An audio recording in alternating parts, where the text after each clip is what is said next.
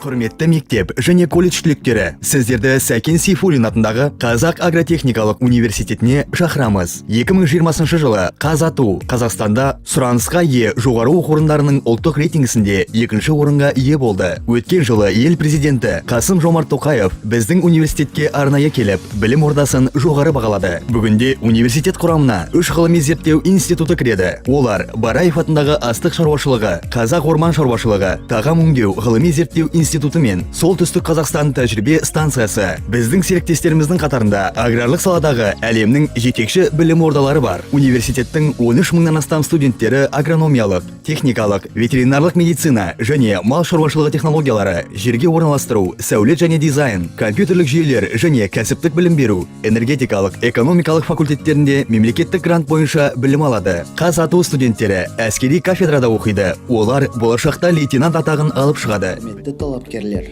Астана медицина университеті жарқын болашаққа септігін тигізетін маңызды мамандар игеру шешім қабылдауға жандарды құрметпен қарсы алады. Біздің университетте сіздер 7 мамандықтың бірі бойынша білім алуға мүмкіндігіңіз бар. Олар медицина, стоматология, мейіргер ісі, қоғамдық денсаулық сақтау, фармация, эрготерапия және кинезитерапия. Жалпы медицина білім беру бағдарламасы. Оқу мерзімі 6 жыл.